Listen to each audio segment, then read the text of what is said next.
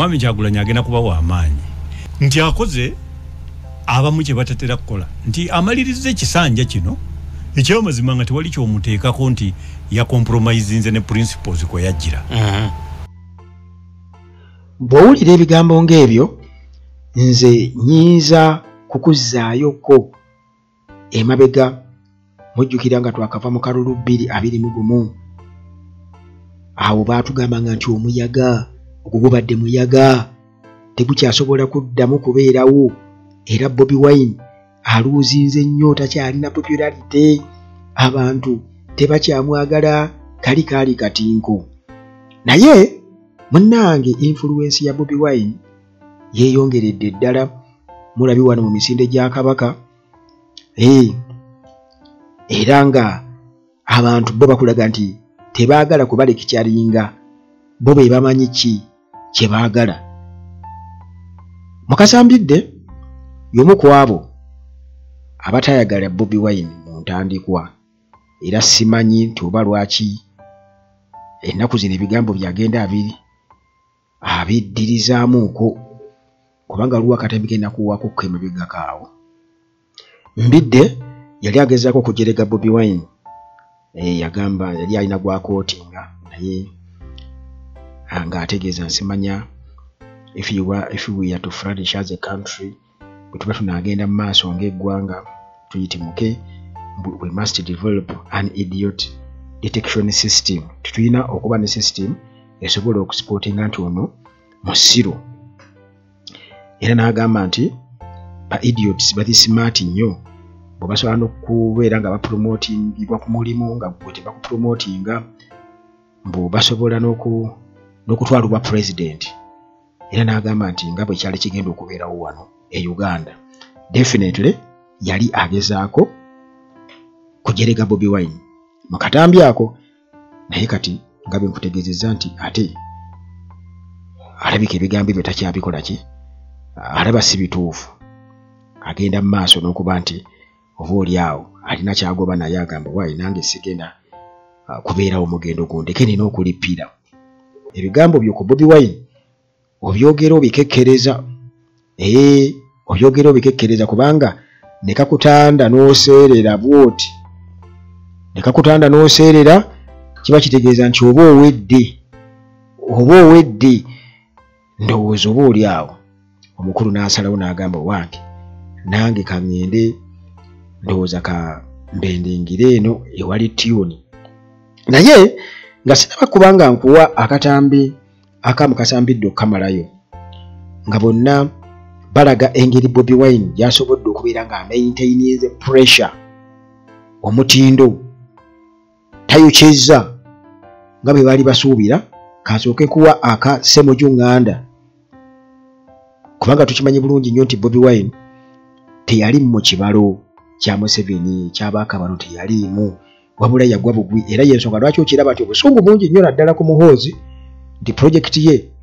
bwetyo ng'erabika ng'ekona era nga yakona nga Bobi Wine amaze okubeera nga ajja kwegamba gwe baali batasuubira mu ngeri gye yajjamu n'ebirala byonna ne background ye yonna nga tebagirabamu nti oba bya bufuzi muganda wange najja mu ngeri ya surprise. Kati Ssemujju Nganda kasooke atubuulire byatubuulira ate ngoberezeganye akatambika mukasambidde ng'era naye ayogera ku Bobi Wine butya bwa maintainize omutindo tasudde mutindo era basuubira okuba nti nno amaanyi gamweyongera bweyongezi buli lukya. Goza ni Museveni yakeerako kambeere nze Ssemujju saagala kulimba ndi nakeerako nendoza ndi nokera ku machanga Kyagulanyi yakola bino byakola Kyagulanyi yampitako nga tuli muwoko tuwaaka naako olimba leka tutambule namuza studio nange mu lutalo lumulwana mbakoleddeyo oluyimba nga ndowooza nti ali mu byakuyimba mwagenda okukoma yandeetaawo nandamuze kamoki nanga muwoko muwaaka gwe tulimu mbakoleddeyo oluyimba oba olujjukira nti leka batambule. Museveni nga tekiyimagininga era emu kubisinga okubatabula nti omuyimbi ow'ekamoki wa bulijjo akeera ku nkya n'abafuukira ekizibu. Naliko n'omusajja omu profesa akagundi tokalaba mwerabidde mukulu amanya mushega nti abaffe basoma abagenda yono wa ghetto najja kati kyecha abafuzi bo Afrika bona kyeberabira nti bwogula basemunju no bamalawo bonna oyinza okera kuncha akuba broka najja nga tokyayinza muzza mabega ate nga tiwamwetegekera ne mukera kuncha nga akulembere gwanga munga yatuusa atya ne professor mungaga jisoba akulemberwa Kyagulanyi ne munga you have no choice mukera kuncha nga yali wa akulembere nga temukyayina kyakola choice joyina kwetaba mukuletawo okutukakyuka okugasa buli omu olwosobola okwetaba mwani asalawani anadirira ne buli wobeeranga obanga amazzi gakulukuta n'ogayimirira mu tegajja kujja walaba amazzi we gatwala Katonga gaali gajja ng'ebitoogo bigakutte ebisansasansa ekiseera bwe kyatuuka nga gayiti amaanyi gagawezi gateekwa kugenda buli ekyaliwo gagenda nabyo ab'ebisolo kakibeki kati ekyo Museveni kyayolekedde olwo n'ateekawo poliisi olwo n'ateekawo amagye ekiseera bwe kinaabeera kituuse gwe weewunye Sudan nze naliyo nga Bashir ava e South Africa nga bagenza omwaniriza ku kisaawe nga ndawo omusajja bamwagala nnyo Gaddafi kyekimu buli kimu yakiina kikabeere Mubaraka kati ekyokulabirako kyenkuwadde ekyo ndi Museveni olutindo lwali lw'amaanyi olw'Ekatonga naye amazzi gaaluleeta n'ebitoogo n'emiti tegaalekayo kintu na kimu ku kkubo abasirikale nali ne Brigadier Ssebaggala nga nnyumiza ku biseera bya Amin baasuulanga n'emmundu ne bambala engoye z'abasivilian ng'emmundu n'ekyambalo kifuuse problem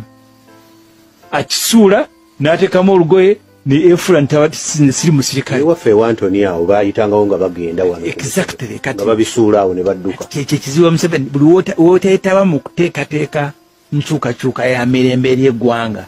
bw'ejjanga si nteeketeeke togenda kumanya ani agenda kulembera but tu namwe mwennyini mugenda kunoonya ate waakuyita kyekikozesa abantu constitution baga nti katutuukeyo nga mirembe tutuuke bwe tuti Mwami Kyagulanyi agenda kuba w'amaanyi n'okusingako bwe yali mu 2021 ku nsonga bbiri ekisooka nti gavumenti yeeyongedde omutya n'olwekyo egenda mukwata bubi nnyo n'okusinga luli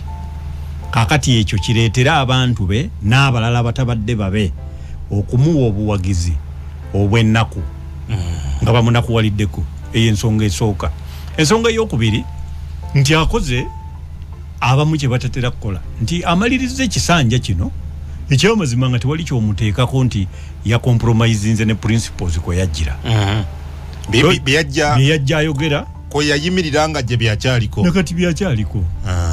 abakugamba nti tabiriiko ebiseera ebisinga baba n'emitima egy'enjawulo kati nze nandigambe nti tabiriiko olw'okuba nze ndi wa DP ye wa NUP naye nze saagala nnyo okwogera bya bulimba njagala mu byobufuzi abantu banzijjukire nti njogera mazima omusajja kyali w'amaanyi nnyo agenda kuba w'amaanyi nnyo okusinga kati saawa eno abamu tebalaba omanyi abantu ba Uganda abasinga tebamanyi bulungi kulengera wala nakugamba babanga bikere ebiri mu nsuwa kirowoozo mumwa gw'ensuwa bwe bunene bw'eggulu omala jasa nze bwentyo bwenkubuulira naye omuntu yenna alengera ewala amanyi bulungi nti ekisooka tewali alternative omuntu yenna ayina ekimunyezeza alternative gyagenda okuba nayo yakuwa bululu oyamuyamba gwalaba nti yamuyamba okumugirawo abamunyiiza nti n'omubaka wa palamenti gwogambye wano nti yafunye ssente nga bamwebaza okutwala emmwanyi kati abantu tebajja kumulonda bajja kulonda wooli gwaleese